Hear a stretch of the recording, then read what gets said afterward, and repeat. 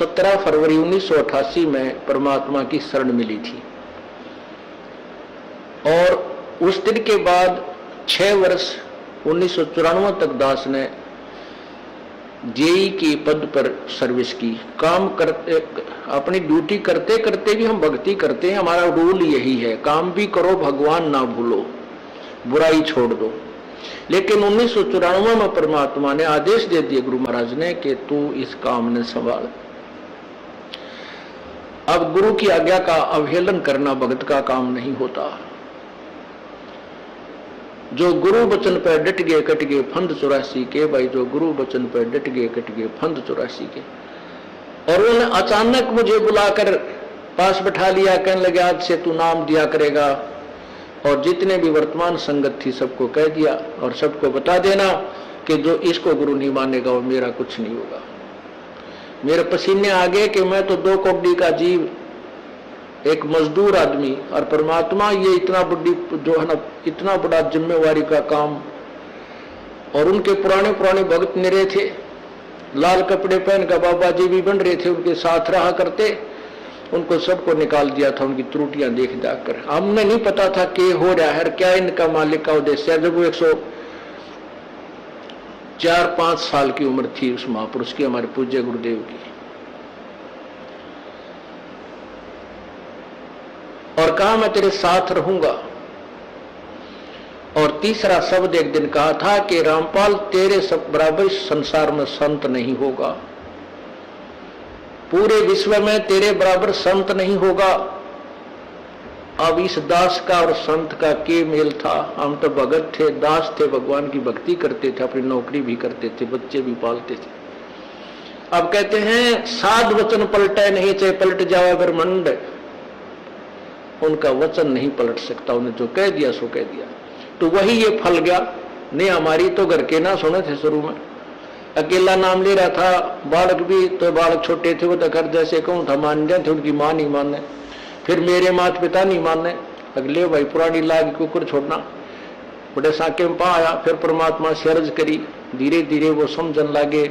ना सुनते तो भी बोले जानता बावड़े की तरह। तो धीरे तो कान न कैसे बंद करेंगे वहां बैठे हुए।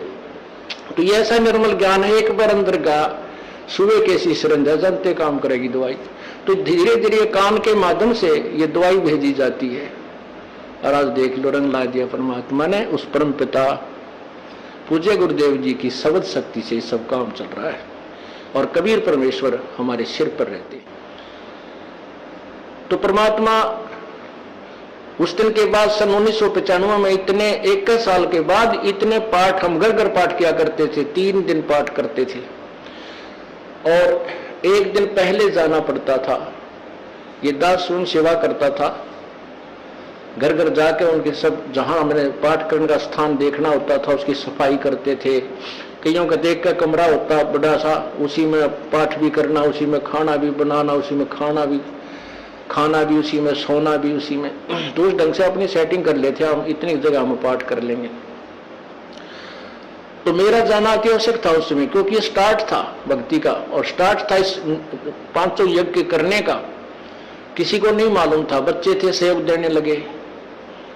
और धीरे धीरे फिर वो क्या हुआ कि इतने पाठ हो गए कि मुझे नौकरी, पहले तो क्या करता था, शुक्रवार को पाठ प्रारंभ किया। शुक्र ड्यूटी करके सामने चले जाते बृहस्पतिवार को, शुक्रवार को रात में तैयारी करते, शुक्रवार को शनिवार को अब पाठ प्रारंभ करके अपनी नौकरी पर चला जाता, फिर शाम में आ लेता। शनिवार इतवार की छुट्टी हो जाती, काम चल रहा था। वो हफ्ते हफ्ते हुए, फिर होने लगे डेली। अब अफसर भी दुखी और मैं भी दुखी, तो फिर उस दिन रिजाइन कर दिया परमात्मा के नाम पर। 18 साल की नौकरी होगी थी मेरी। हालांकि कुछ और भी हमारे साथी कह रहे थे भाई अभी 2 साल और डट जाओ आपकी पेंशन बन जाएगी। वाह भैया, पेंशन तो करा कितनी बार होगी। जो पेंशन ई बनेगी ना, या कद्दे नहीं बनी थी, या असंख्य जन्मों की पेंशन बन जाएगी। तो वो तो इस बात को नहीं समझे थे, उन्होंने तो मुझे मूर्ख ही समझा। और दास की सौभाग्य था कि मुझे नौकरी या मजदूरी मिल गई भगवान की। और उसकी पुण्यात्माओं को दलदल से निकालने की। कहते आत्म प्राण उद्धार ही ऐसा धर्म नहीं, और धर्म तो और भी है, दान करते हैं, भूखों को भोजन देते हैं, ऐसा है कि सहाय करते हैं, लेकिन जो आत्म प्राण उद्धारी ऐसा धर्म नहीं। और धर्म तो ये भी है जो गौशाला बना रखी है, धर्म वो भी है जो चिड़िया ऊपर चुग्गा डाल देते हो पशु पक्षियों को, वो भी विकलांगों के जो ऑपरेशन वगैरह कराए जा रहे हैं वो भी धर्म है, अनाथ आश्रम है वो भी धर्म है। लेकिन जो आज गऊ हैं उनकी सेवा कर रहे हैं, अच्छी है। कोई भी प्राणी है, चाहे भैंस है, पशु है, कोई किसी प्रकार का, सबकी सेवा हमने इसी दृष्टिकोण से करनी चाहिए, क्योंकि सब में एक जैसा जीव है, वो भी धर्म है। लेकिन अब तो वो आज वो गाय है, आज कोई भैंस है, और जन्म होने के बाद फिर वो सूअर की जूनी में जा सकती है, उस बीमारी तो कौन छुटाएगा उसको।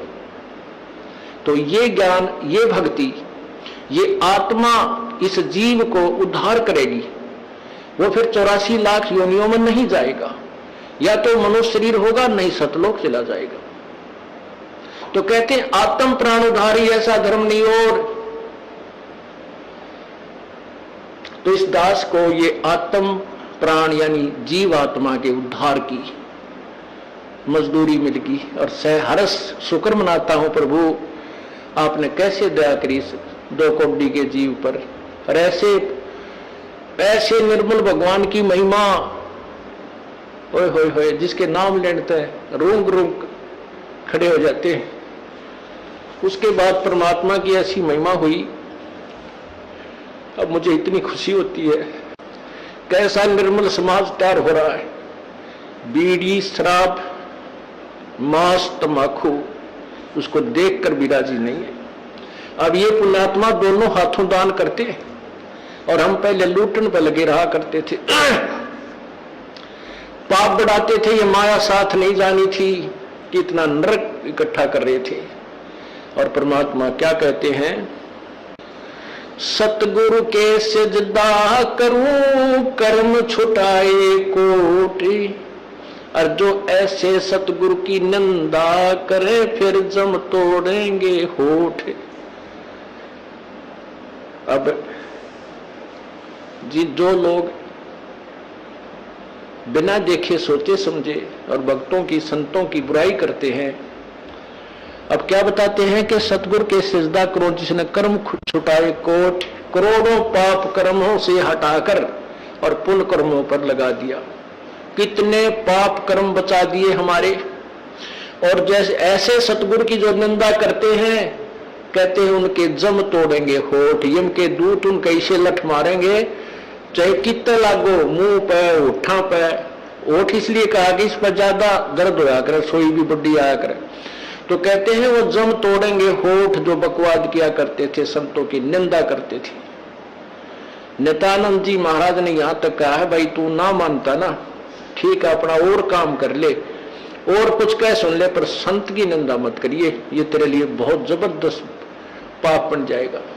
लेकिन जो इस मार्ग से परिचित नहीं, वो नादान बच्चे आग में हाथ दे देते, बिजली के तार को छू लेते, और ज्ञान होता सत्संग से, और सत्संग में ये काल नहीं आने देता।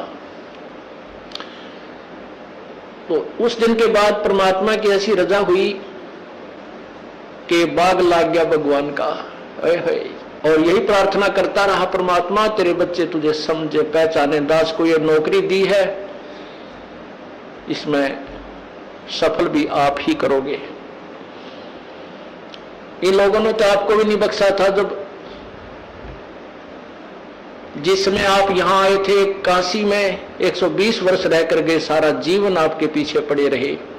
उन दुष्ट आत्मा स्वार्थियों ने अपने स्वार्थ के लिए जनता को सत्य ज्ञान नहीं समझने दिया, और परमात्मा को बहुत यातनाएं दी गई। अब उनकी जो यातनाओं, उनके साथ जो हुए संघर्ष को देखकर इस दास का दिल डटा हुआ है कि हमारे साथ तो अभी कुछ भी ना हुआ है। जो उस परमात्मा के साथ कितना तेल के कढ़ाई में डाल दिए, कितना काट काट के घेर दिए, कितना कुएं में डाल के ऊपर तो डले ठोक दिए, और फिर भी डोके न पाए। वो तो समर्थ थे, और जनता कुछ नहीं बिगाड़ सकी और ना ही उनको समझ सकी। समझना चाहिए था, कुछ लोग समझे भी थे, लेकिन बाद में फिर वो ठीक ढंग से ना लगे तो भगवान ने उनको स्वयं ही रिजेक्ट कर दिया था। परमात्मा क्या बताया करते थे, कैसा ऑथेंटिक उदाहरण दिया करते थे। अपनात्माओं क्या बताते हैं, भाई सिर साटे की भक्ति है और कछु नहीं बात, सिर के साटे पाई यो अवगत अलख अनाथ। अब शीश कैसे देना है, शीश ये नहीं भाई काट के सिर चढ़ा दे भगवान के चरणों में, ऐसे नहीं। जैसे आपको परसों के सत्संग में सुना था कि गुरुदेव को समर्पण कर दिया जाए। समर्पण का अर्थ यह है कि जो आज्ञा दे वही की जाए, चाहे वो बुरा लग रहा है चाहे अच्छा लग रहा है, उसमें हमारा हित है, अति हित होता है। और संत क्या कहते हैं, भाई बीड़ी शराब मांस तंबाकू ये मत पीना। संत कहते हैं चोरी जारी नहीं करना, डाके ना डालना, किसी की जेब ना काटना, ये महापाप है तेरे लिए। अपना करके खाना बेटा, भगवान भजना, इससे तेरा कल्याण होगा। और हम यही वचन नहीं मानेंगे तो फिर यहाँ स्कूल में आने की आवश्यकता क्या, इस विद्यालय में सत्संग में आने की आवश्यकता क्या है। हम गलतियां भी गलती पे गलती करते रहे और फिर सत्संग में भी आ रहे हैं तो वो फेल हो जाएंगे विद्यार्थी, वो पास नहीं हो पाएंगे।